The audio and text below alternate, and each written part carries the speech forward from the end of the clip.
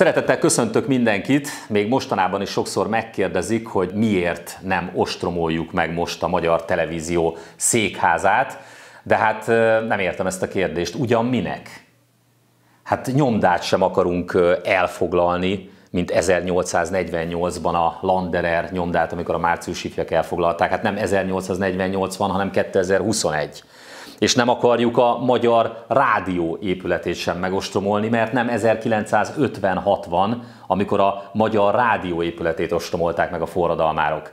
És nem akarunk tévészékházat megostromolni, mert nem 2060, hanem 2021.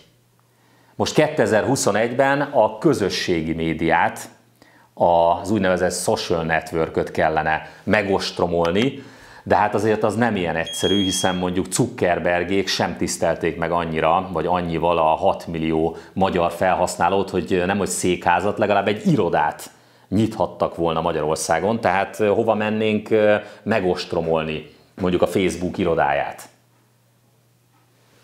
Most más módszereket kell használni. 2021-ben a jelenlegi körülményekhez kell alkalmazkodni, és a közösségi médiát máshogy kell elfoglalni, máshogy kell megostromolni, de az, hogy szükséges, az most már teljesen nyilvánvaló. Az elmúlt napok, az elmúlt hetek legfontosabb világpolitikai eseménye, amely minket is érint, hiszen a Facebook ugyanúgy meghatározza a magyarok és Magyarország életét, mint ahogy az amerikaiakét, az összes, nem csak a Facebook, az összes közösségi platformról, sőt mostanra gyakorlatilag a média és az internet világából teljesen törölték Donald Trumpot, az amerikai elnököt.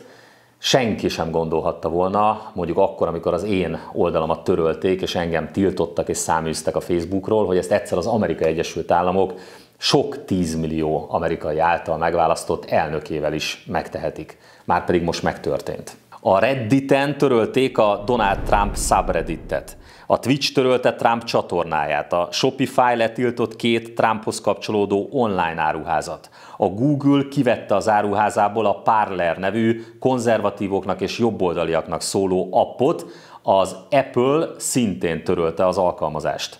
A YouTube felgyorsítja a Trump és más csatornák elleni választási csalásokról szóló állítások miatt érkezett panaszok érvényesítését. Magyarul a cenzúra itt is erősödik. A Facebook letiltotta Trumpot legalább a következő 2 hétre, de úgy néz ki, hogy most már örökre. Az Instagram szintén. A Snapchat letiltotta Trump fiókját, mert úgy véli, hogy a fiók elősegíti a gyűlölet és az erőszak terjesztését. A TikTok letiltott több trumpista hashtaget, a Discord letiltotta a The Donald szervert.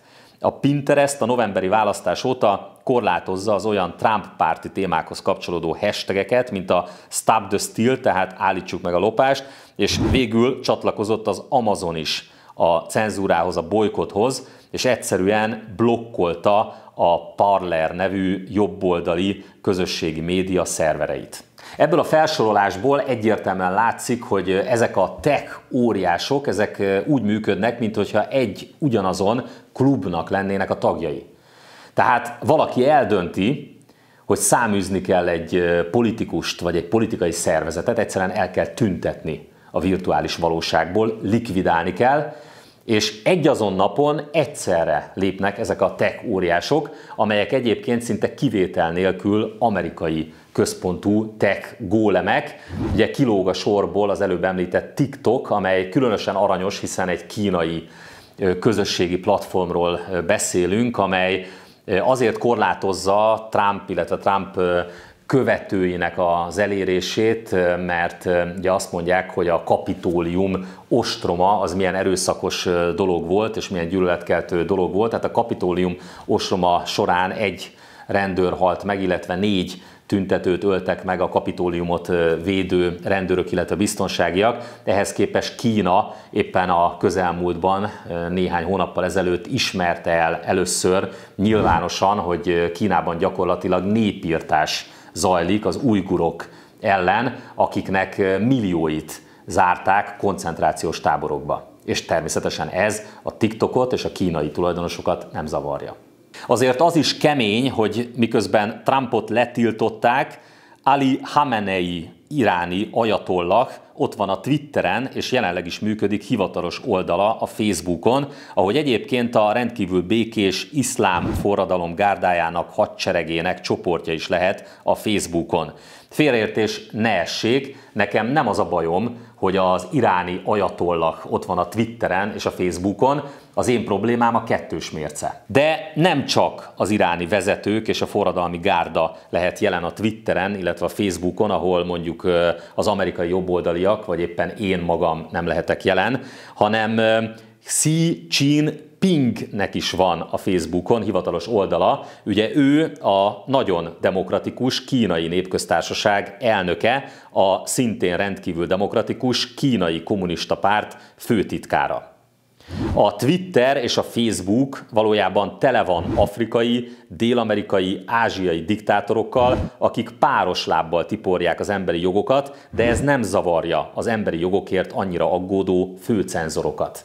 De több millió követővel rendelkező oldal van a Facebookon Robert Mugabe, korábbi zimbabwei diktátor idézeteinek szentelve. Hát én is tudok mondani egy idézetet ettől a zimbabwei diktátortól, Robert Mugabétól. Mugabe konkrétan azt mondta, hogy a fehéreknek nem lehet saját földjük Zimbabwében, és el kell hagyniuk az országot. Ezt 2014-ben mondta. Na most ehhez azért tudni kell, hogy a fehérek generációk óta élnek az országban, ez a szülőföldjük, tehát ott születtek Afrikában. Na most csak, hogy a kettős mércét jól tudjam szemléltetni, játsszunk el a gondolattal, képzeljük el, hogy Trump azt mondta volna, hogy a feketéknek nem lehet termőföldjük az Amerikai Egyesült Államokban, és el kell hagyniuk az országot. Mekkora botrány lett volna ebből, de Trump nem mondott ilyet. Vagy képzeljük el azt, hogy mondjuk a magyar miniszterelnök azt mondaná Magyarországon, hogy a cigányoknak nem lehet földjük, és el kellene hagyniuk az országot. Micsoda botrány lenne belőle. De Robert Mugabe zimbabwei diktátornak több milliós oldala lehet, az idézeteinek szentelve a Facebookon. Na ennyit a kettős mércéről. Ezek a tech gólemek, a cenzorok azt mondják, hogy azért nem lehetnek a jobboldali tartalmak a közösségi médiában, mert erőszakra buzdítanak. Na most ehhez képest a folyamatosan, tehát nem egy, mint a Kapitólium ostroma, hanem folyamatosan erőszakos összecsapásokba torkoló tüntetéseket szervező Black Lives Matter mozgalom és az antifák nemhogy jelen vannak a Twitteren, a Facebookon, mindenhol, hanem a Twitter és a Facebook kifejezetten ajánlja, reklámozza őket, oda tolja a felhasználók orra alá. Sőt, a Twitter feketére változtatta a kék madarát is a Black Lives Matter mozgalom előtt tisztelegve. Nézzük csak meg, hogy ezek az Antifa, illetve Black Lives Matter oldalak hogyan dicsőítik az erőszakot a Twitteren vagy éppen a Facebookon. Olyan képeket osztanak meg, amely az erőszakot dicsőíti, sőt, felszólítanak erőszakra akkor, amikor azt mondják, hogy adj egy pofont az alt-rightnak vagy éppen a náciknak, bár ugye tudjuk, hogy gyakorlatilag mindenkit nácinak szoktak bélyegezni, aki nem ért egyet az ő nézeteikkel. Tele van ilyen megosztásokkal, ilyen képekkel az internet, a közösségi média, a Facebook vagy éppen a Twitter. Nagyon érdekes, hogy ez az erőszak dicsőítése ilyenkor egyáltalán nem zavarja a Twitter és a Facebook főcenzorait. A kettős mércére jellemző, és sajnos egyáltalán nem meglepő mindezek után, hogy a 100 millió halálos áldozatot szedő kommunizmust szintén teljesen szabadon lehet reklámozni, népszerűsíteni, dicsőíteni, akár a Facebookon, akár a Twitteren. Ezek a közösségi oldalak tele vannak kommunista szervezetekkel, vörös csillaggal, sarlókalapáccsal. A nácik természetesen azonnali tiltást kapnak, de hát úgy tűnik, hogy a totalitárius rendszerek esetében is a kettős mércét alkalmazzák ezek a tech gólemek. Az indiai kommunista pártnak például, ami egyébként zárójelben azt is hozzáteszi, hogy marxisták, még kék pipás hitelesítést is kaptak a Facebooktól. Nagy-Britannia kommunista pártja is szabadon terjesztheti a legdurvább pogromokhoz, vérhez, erőszakhoz, háborúkhoz vezető leninista, marxista nézeteit.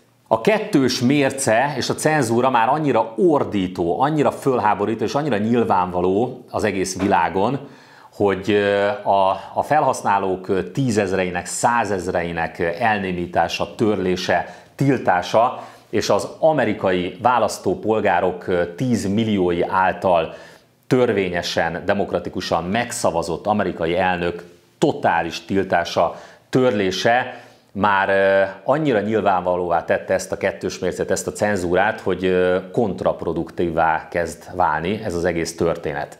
Ezt vehette észre Angela Merkel, Németország kancellárja, aki a liberálisok anyjaként most mégis felszólalt ez ellen, és azt mondta, hogy elfogadhatatlan Trump, illetve a követőinek a felfüggesztése, tiltása a közösségi médiában. A következő időszakban mindenféleképpen arra kell felkészülnünk, hogy meg kell találnunk, létre kell hoznunk a saját közösségi hálózatunkat, forradalmat kell csinálni, ha úgy tetszik, tévéostromot, rádióostromot vagy Landerer nyomdát kell foglalni.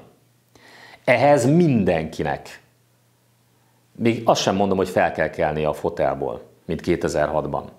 Csak 2-3 kattintást kell tennie. De hogyha ennyit nem vagyunk hajlandóak megtenni, úgy, hogy egyébként tudjuk, hogy ennek a globális hatalomnak, ennek a klubnak a rabszolgái vagyunk, akkor ne panaszkodjunk. Akkor ne siránkozzunk, akkor hagyjuk abba ezt az egészet. Akkor fogadjuk el, hogy kiszolgáltatott, megfigyelt, cenzúrázott és irányított rabszolgák vagyunk. Ha képesek vagyunk azt a 2-3 kattintást megtenni, mondom, molotov koktélt sem kell eldobni, akkor viszont meg kell találni azokat az alternatív lehetőségeket, amelyek a rendelkezésünkre állnak, ha nem, akkor pedig meg kell teremtenünk. Ugye azt látjuk, hogy Amerikában a Twitter és a Facebook alternatívájaként létrejött a gab.com, illetve a Parler, amit már az előbb említettem. A Parlert azt jelenleg kinyírták Amerikában, ugye ahogy mondtam, az Amazon lekapcsolta a szervereit, a Google, az Apple törölte az appját, tehát azt látjuk, hogy Amerikában, főleg majd most, hogy jön a hatalomátvétel, ugye a Trump után, Amerikában nem lehet ilyen közösségi platformokat létrehozni, ezeket ki fogják nyírni. Nagy szerencsénkre az elmúlt hetek során tele volt a média Magyarországon azzal, hogy Magyarországon is létrejött egy alternatív közösségi hálózat, ez a Hundub. Ugye sokan, mikor erről nekem meséltek, akkor azt mondták, hogy Handab, de hát ez magyar. Ez magyar, tehát Hundub, úgy kell ejteni.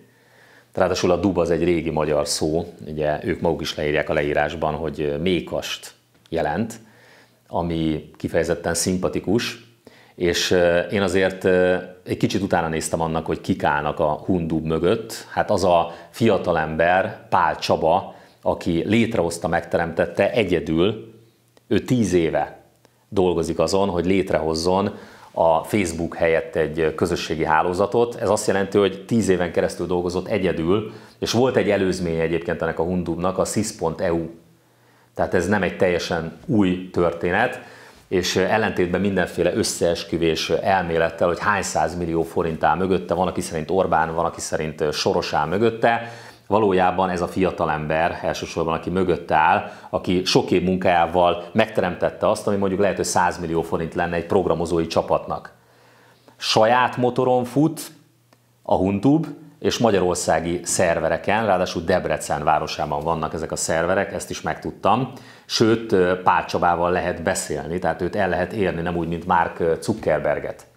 Úgyhogy én azt gondolom, hogy tegyünk egy próbát. A Hundub jelenleg úgy működik, hogy nincs politikai cenzúra, tehát olyanok fölbukkantak a Hundubon, akik nem lehetnek jelen már nagyon régóta, például a Facebookon. Úgyhogy itt az idő, hogy ezt a forradalmat meghirdessem, és arra kérjek mindenkit, ha már itt is lassan közel 60 000 feliratkozó követi a munkámat, amit nagyon szépen köszönök, hogy jöjjön velem mindenki a Hundubra. Én most a napokban elkészítem a hivatalos oldalamat.